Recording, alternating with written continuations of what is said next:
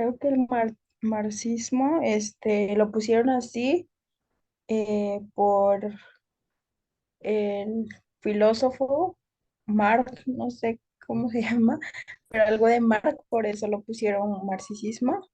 Y es una teoría que, que es más, o sea, es más extensa que las otras porque ya abarca como la filosofía, la economía, la política y la ideología, creo. O sea, es como que ya entra todo ahí eh, en conjunto, pues. Sí, de hecho, Karl Marx va a ser uno de los grandes personajes críticos del capitalismo, ¿sí? Entonces, justamente esto que tú mencionas, el hecho de que no solamente va a ser en el aspecto educativo, sino en el aspecto económico, político, ideológico. ¿Y por qué ahorita lo estamos viendo desde el aspecto educativo? Porque más adelante en los textos vamos a encontrar que justamente una crítica que realiza es que el aspecto educativo o la idea educativa es solamente crear máquinas, máquinas que trabajen para generar más y más riqueza y que no sean autónomos, que no sean libres. Y si ustedes ubican la imagen que está en pantalla, se van a dar cuenta que justamente la pirámide se construye a partir de el trabajo de otros, pero que hasta el final, hasta el último, lo que importa es el dinero, quienes manejan el dinero. ¿Y quiénes son los que están protegiendo, sosteniendo toda la pirámide? Pues los de abajo, los obreros. Y Marx, pues va a ser esa dura crítica, ¿no? A que la educación, la escuela, crea solamente obreros para generar más riqueza, pero no los crea para ser libres, no los crea para ser autónomos. Y bueno, esta idea, esta teoría de Marx va a ser en 5 vertientes. Uno, la teoría marxista del conocimiento. Dos, el método marxista. Tres, la concepción marxista del hombre. Cuatro, la concepción marxista de la historia y la escuela socialista. Entonces, fíjense la idea que él va a tener de este paradigma educativo que se está suscitando en su momento, en su sociedad, en su contexto, ¿sí? La teoría marxista del conocimiento, ¿a qué se refiere? A que dice que conocer no es contemplar, no es discutir ni tampoco es reflexionar sobre un objeto. Conocer es sumergirse en él. Por ejemplo, nosotros no podemos decir que conocemos el mar si solamente lo hemos visto. Podemos decir que lo conocemos cuando ya nos sumergimos, cuando ya nadamos, cuando ya nos metimos, cuando ya casi nos ahogábamos, cuando ya nos picó X animal estando dentro del agua, ¿sí? Entonces, fíjense cómo él aterriza esta idea del conocimiento y habla de que que conocer es una pasión en busca de un objeto, no es solamente lo que percibo y lo que veo, ¿sí? No es lo que escucho, sino cómo lo interpreto, cómo lo analizo, cómo lo reflexiono. Dice que no es una contemplación pasiva, sino una acción transformadora. El sujeto solo genera conocimiento relevante cuando busca la transformación de su objeto. Si solamente lo contemplas para describirlo, entonces no es conocimiento lo que tú estás realizando. ¿Cuándo se vuelve conocimiento? Cuando transformas la realidad de las cosas. Por ejemplo, a un niño, ¿de qué le serviría que tú le presentaras un semáforo si no conoce la funcionalidad, si no conoce sus alcances y sus límites? Le queda una idea abstracta de lo que es el semáforo, ¿no? O también, por ejemplo, que muchas veces es cuestionable, ¿no? Este aspecto matemático que muchos dicen, bueno, ¿y esto para qué me sirve a mí? Si el niño no le funciona o al adolescente no le funciona lo que le estás enseñando, no estás generando conocimiento. He ahí la idea de unos años para acá donde se empezó a mencionar, ok, aprender a aprender. ¿Y para qué nos sirve aprender a aprender? ¿Sí? Desde el saber ser, saber hacer, ¿sí? Saber hacer, que son los pilares fundamentales de la educación, un aprendizaje que en su momento se trabajó significativo y ahora que se trabaja desde un aprendizaje que responda a las necesidades de la comunidad. Entonces, si el aprendizaje, si el conocimiento no genera que el hombre se construya y que el hombre pueda adentrarse a sus contextos para darles una respuesta, no está generando conocimiento. Y cuando se habla del método marxista, hay un método justamente que él realiza para esta crítica, que es el método crítico, un método estructural, un método histórico y un método dialéctico. ¿Por qué crítico? Porque va a ser un personaje de duras declaraciones al capitalismo. ¿Por qué estructural? Porque entonces se va a ir contra una construcción que ya precede a la sociedad, que es el capitalismo, solamente generar riquezas. ¿Por qué un pensamiento, un método histórico? Porque va a analizar cómo a través de las sociedades lo único que se ha generado es riqueza, pero no como una satisfacción, un hombre realizado, idéntico, ¿no? ¿Y por qué dialéctico? Porque pues obviamente lo que busca es esta parte de comunicarse con la realidad, comunicarse con nosotros, la parte del diálogo, ¿no?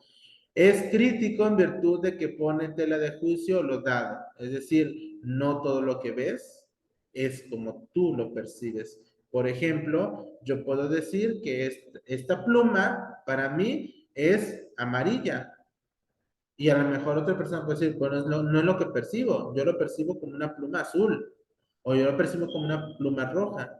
Entonces, fíjense cómo es interesante que lo que nos rodea en nuestro contexto tiene una validez inmediata o una verdad inmediata mientras esté con nosotros, mientras sea de nosotros. Mientras no es de nosotros, para la otra persona tiene otra verdad, tiene otra validez, sin menospreciarlo o ignorarlo. Todo hecho, todo concepto, toda afirmación debe ser reconquistada y reconstruida. He ahí del por qué se habla de una educación que reconstruya no solamente a la sociedad, sino que reconstruya al ser humano. En la clase pasada se hacía la pregunta de, bueno, el hombre en realidad, o la educación en realidad, ¿educa para qué?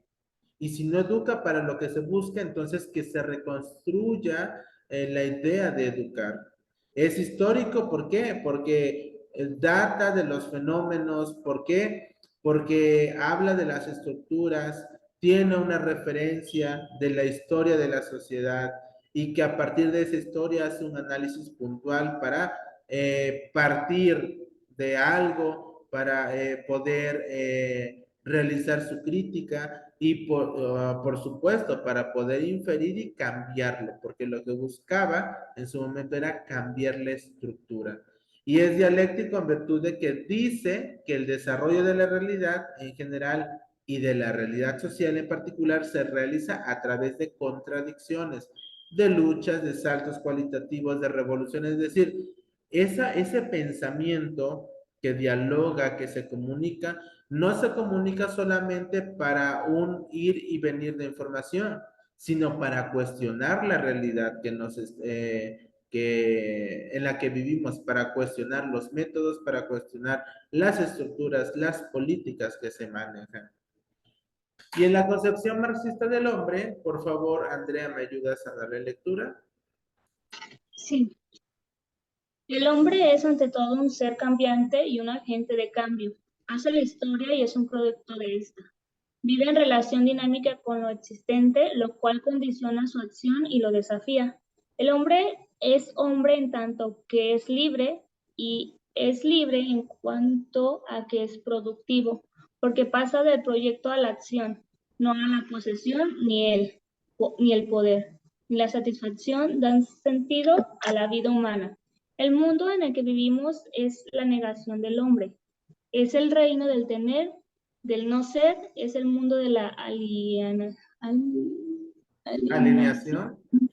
del trabajo y del trabajador y de la denominación del débil por parte del fuerte. Por lo tanto, la vida del hombre se convierte en lucha y esta lucha por la vida es un revolucionario. Entonces, fíjese cómo concibe al hombre desde su naturaleza. Primero dice que el hombre es un ser cambiante. Y esa es una realidad. Nosotros no nos quedamos fijos en lo que somos. Inclusive, pasa la hora, pasa el tiempo, pasa el día. Nosotros el día de hoy no estamos actuando como lo fuimos ayer. No pensamos como pensamos ayer. Y por lo tanto dice que el hombre no es hombre si no es libre. Si no existe una libertad de por medio, entonces deja de ser hombre. ¿Por qué deja de ser hombre? Porque entonces se convierte en un personaje que está solamente entrando en el círculo vicioso de seguir estructuras, porque entonces no tiene identidad, porque entonces no tiene libertad, porque entonces no tiene una personalidad, no tiene una esencia. Y esta última parte es interesante porque dice, el mundo en el que vivimos es la negación del hombre. Y díganme ustedes si no es cierto. Todo lo que nos rodea, todo lo que pasa y que lo catalogamos como algo malo, bueno, pues es porque el mismo hombre lo ha provocado. ¿Y por qué hay tantos pobres? Podemos preguntarnos. Bueno, porque no trabajan, bueno, porque no han tenido las oportunidades. Porque en nuestra sociedad siempre se trabajó en el reino del tener, en el reino del capitalismo. Y ahora nos cuesta mirar hacia otras personas, ¿sí? Es decir, también que para el hombre este aspecto se convierte en una lucha interna, una lucha de un ser revolucionario, de aquel que quiere cambiar, quiere reconstruir. Y para reconstruir la sociedad, para reconstruir los grupos, para reconstruir una idea de educación, el hombre tiene que deconstruirse, es decir, a sí mismo. Tiene que generar, tiene que hacer ese cambio de chip, de idea, para que entonces pueda avanzar. Y acerca de la concepción marxista de la historia. Por favor, Cari, ¿qué dice? Sí, concepción marxista de la historia. La historia del mundo es la historia del trabajo del hombre y de que su acción transformadora. Los hombres hacen su propia historia produciendo y reproduciendo socialmente su existencia. En este sentido, el fin de la educación es echar luz sobre las contradicciones existentes, ahondar en dichas contradicciones y promover la lucha por la liberación de los oprimidos. En cambio, la misión de la escuela capitalista es triple. Uno, reproducir la fuerza de trabajo. Dos, reproducir las relaciones de producción. Tres, sustentarlas por medio de una ideología. Fíjense que ¿cómo concibe la idea de la historia en esos tres aspectos? Primero, porque dice, ok, el hombre en la historia solo ha sido una partecita de todo eso que se ha reproducido. Y entonces no es auténtico. ¿Por qué? Porque lo único que se dedica es a producir, a producir, a producir, a producir. Y lo que produce es de lo que vive. Y muchas en cuestiones de trabajo, por ejemplo, ¿por qué ustedes creen que existieron las escuelas técnicas?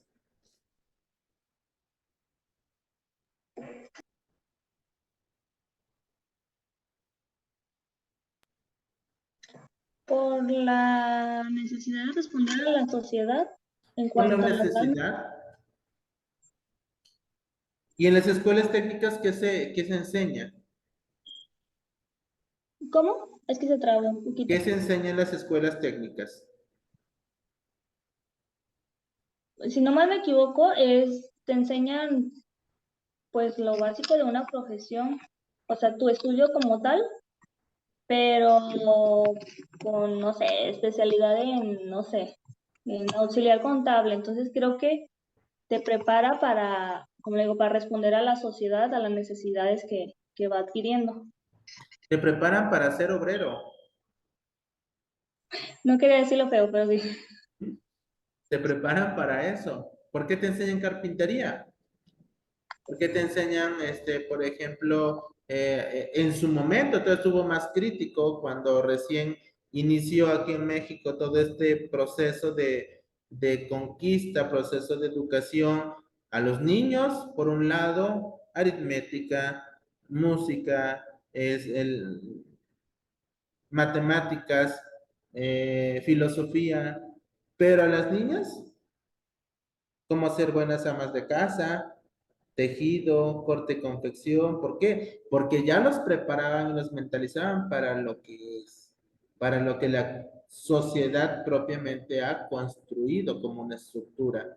¿Sí? Y entonces, lo único que se hace con esto es reproducir al hombre por el trabajo. ¿Sí? Reproducir las relaciones de producción y sustentarlas por medio de una ideología. ¿Tienes hambre? Trabaja. Ok. ¿Y por qué muchos entonces en cuestión de educación, por eso en una de las primeras clases se decía la necesidad de educar y de educar en la libertad? Y no se educa para que tú seas una persona como tal exitosa, una persona que tenga aspiraciones, sino para que seas un obrero, para que trabajes. Y la mayoría de las universidades o escuelas que te preparan, por ejemplo, hacia ciertas carreras, ciertas ingenierías, ¿qué es lo que hacen?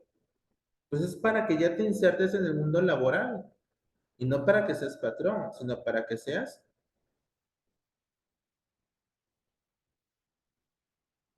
como dice una palabrita, una chichintla más de la sociedad, ¿verdad? Entonces, para eso, y desgraciadamente así se ha forjado la historia de la educación. Y la escuela socialista. ¿Qué dice Andrea? La escuela socialista, en la antípoda de la escuela capitalista, mientras esta pretende hipócritamente ser política, pero sigue las políticas del sistema. La escuela socialista da primicia a la formación política. La escuela capitalista nos enseña a vivir dentro de la sociedad de consumo, bajo el dominio de la burguesía y de los terratenientes. Es un país socialista. La educación debe servir para llevar hasta el fin de la revolución socialista. Para ello es necesario formar un nuevo hombre, transformar sus hábitos y sus estructuras mentales con una nueva visión del mundo que coloque al hombre y a los valores por encima de las cosas, de los mitos, de las supersticiones, del sentido mercantilista de la vida y de los antivalores de la sociedad del consumo.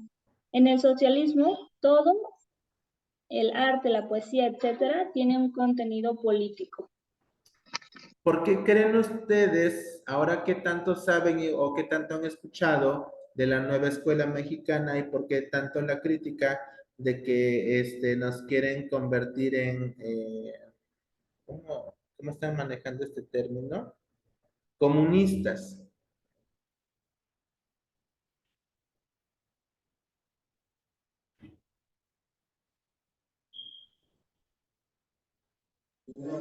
Pues yo sé poco de eso. O sea, sí laboro en educación, pero donde estoy es como otro sistema y medio sé porque dicen en las noticias de, por ejemplo, los libros que quieren dar y formar otro tipo de personas, no es como el que veníamos arrastrando la sociedad así.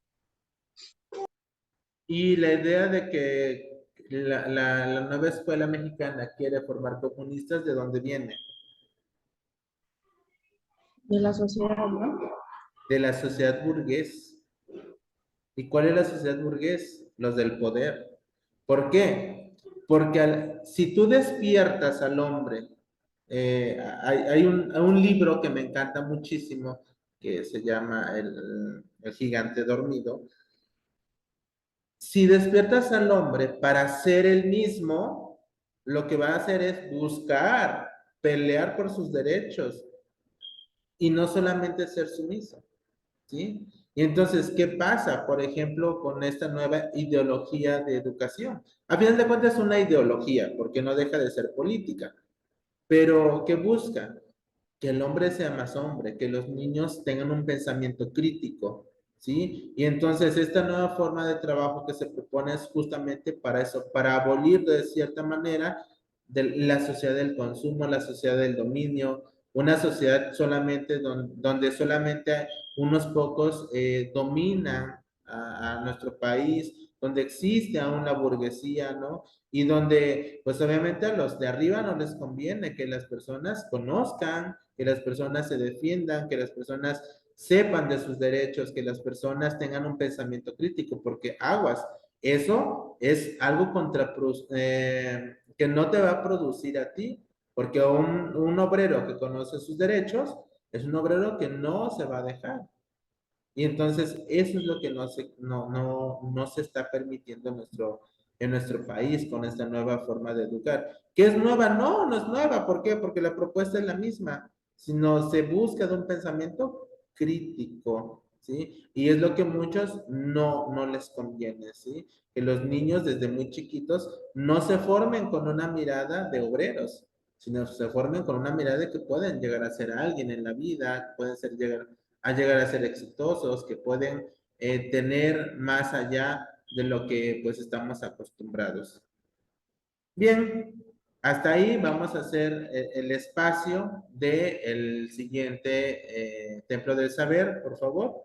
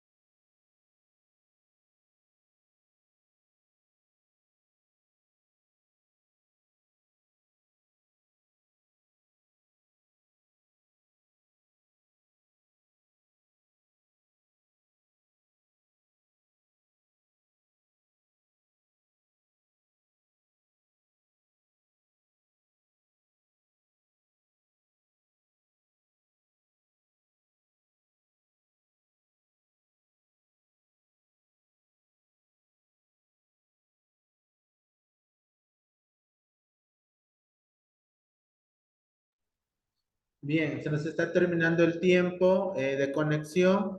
Me voy a desconectar y nos volvemos a conectar para continuar con la última parte.